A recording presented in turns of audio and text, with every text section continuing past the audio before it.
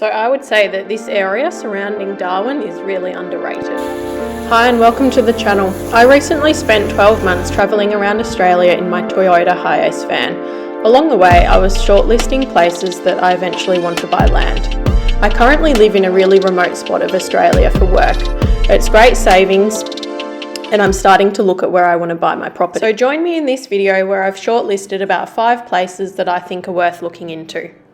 Okay, so starting off in South Australia, one spot I really enjoyed was the Adelaide Hills and inland of the Fleurieu Peninsula.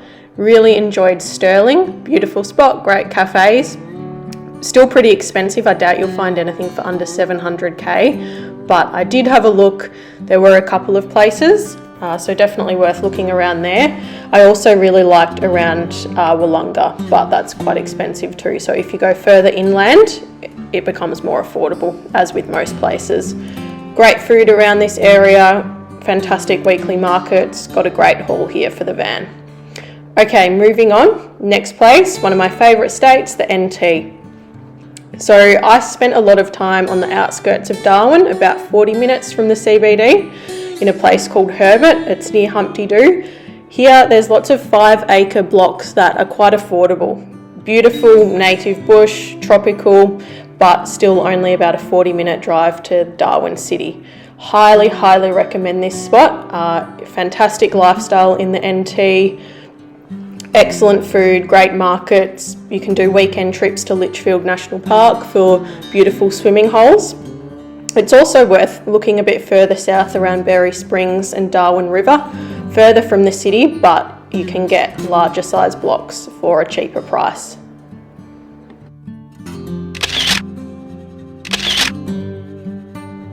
Okay, so heading over to Western Australia, let's see, is West really best? I love the whole of the southwest region. Of course, Margaret River, beautiful, but really expensive. I really enjoyed a bit further south, which is Denmark. Again, it's still quite expensive, however, there are a few pockets that could be within our budget. It ticked a lot of boxes for me, cafes, beautiful native bush, national parks inland, and of course stunning beaches. This here is Green's Pool. It was a calm day, there were people swimming laps, super clear, absolutely beautiful spot. So there are a couple of vacant lots, but again it's expensive, but that's just most places, and it's certainly more affordable than other places in the southwest. Another spot that's worth looking is inland. Of course, I think Northcliffe is nice, however quite cold and rainy. However, if we go further up towards Bridgetown and Nannup, they're 2 spots that I would also highly recommend. You're about an hour away from the coast, but beautiful bush, and it's certainly doable on a weekend day trip to go down to Margs.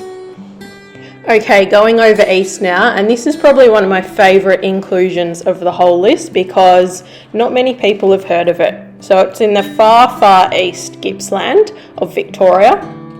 It's called Cann River, and Cann River is a great little town. Most people only know it as a stopover if they're heading to New South Wales, but I highly recommend looking around that general area. So Mallacoota, Genoa and Cann River itself.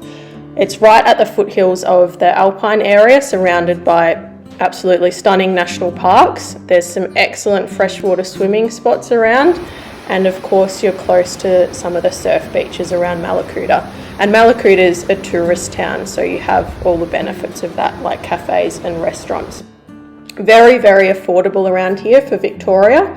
So you're looking at land for, you can easily get land for under 200k, and then large size land with a house for under 700. So I'm certainly strongly considering this area.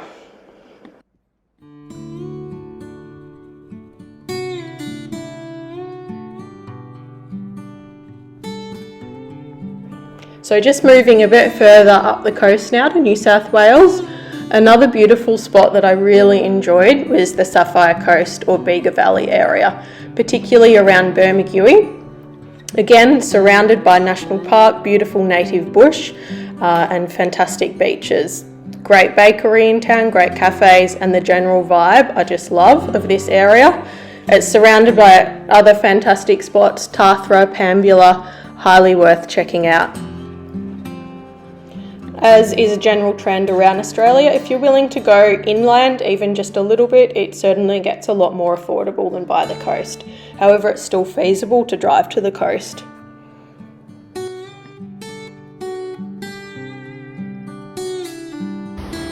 This is Bermagui on our van trip. We've got Mount Gulaga in the background and surfing at the town beach.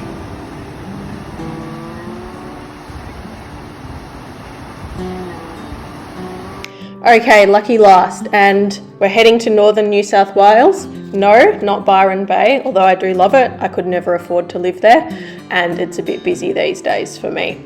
However, if you head about 1 hour inland from Byron Bay, there are some great little towns. One I want to mention is called Kyogle.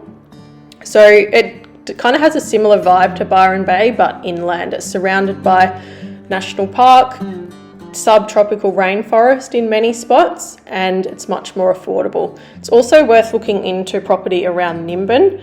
I know it sort of has a bit of a reputation, but it's actually a great town and it's quite affordable given its proximity to Byron Bay.